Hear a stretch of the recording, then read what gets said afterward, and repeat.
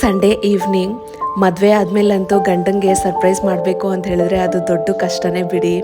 ಇಬ್ಬರು ಜೊತೆಲೇ ಇರೋ ಕಾರಣದಿಂದ ಒಬ್ರಿಗೊಬ್ರು ಸರ್ಪ್ರೈಸ್ ಮಾಡೋದು ತುಂಬಾ ಕಷ್ಟ.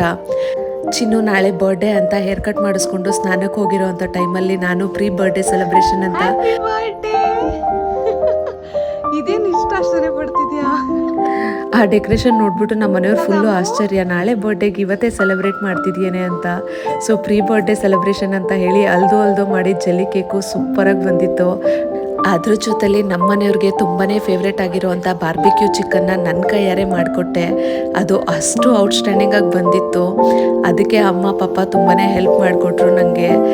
ಜಿಮ್ಮರ್ಗೆ ಫಿಟ್ನೆಸ್ ಕೇಕ್ ಅನ್ನೋ ಥರ ಫ್ರೂಟ್ ಕೇಕ್ನ ಮಾಡಿದ್ದು ಅವ್ರಿಗೆ ತುಂಬಾ ಇಷ್ಟ ಆಯಿತು. ಆ ಫ್ರೂಟ್ ಕೇಕ್ನ ಅವ್ರು ಕಟ್ ಮಾಡೋದಕ್ಕೆ ಮೊದಲು ನಮ್ಮ ಪುಟಾಣಿನೇ ಚಾಕು ತೊಗೊಂಡು ಕಟ್ ಮಾಡಿ ಅದನ್ನು ಹಾಳು ಮಾಡಾಕ್ದ. ಬಟ್ ಆದರೆ ತುಂಬಾ ಮೆಮೊರಬಲ್ ಆಗಿತ್ತು.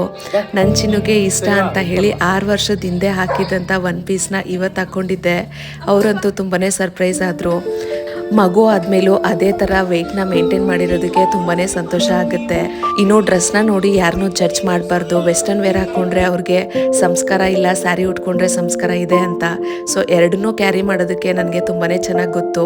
ಎಲ್ಲಿ ಯಾವಾಗ ಯಾವ ರೀತಿ ಯಾವ ಲಿಮಿಟಲ್ಲಿ ಇರಬೇಕು ಅಂತ ಗೊತ್ತಿದ್ರೆ ಎಲ್ಲನೂ ಬೆಸ್ಟೇ. Candle light dinner, soft music ಮತ್ತು ನನ್ನ ಪುಟಾಣಿ ಫ್ಯಾಮಿಲಿ ಜೊತೆ ಆಸಮ್ ಬರ್ಡೇನ ಸೆಲೆಬ್ರೇಟ್ ಮಾಡಿದ್ವಿ. ನನ್ನ ಚಿನ್ನು ಅಂತೂ ಫುಲ್ ಖುಷಿಯಾಗೋದ್ರು ಪ್ರೀ ಬರ್ಡೇ ಸರ್ಪ್ರೈಸ್ಗೆ. ಇನ್ನು ಆ್ಯಕ್ಚುಯಲ್ ಬರ್ಡೇ ದಿನ ಇನ್ನೂ ಒಂದು ಸರ್ಪ್ರೈಸ್ ಇದೆ, ನೆಕ್ಸ್ಟ್ ವ್ಲಾಗಲ್ಲಿ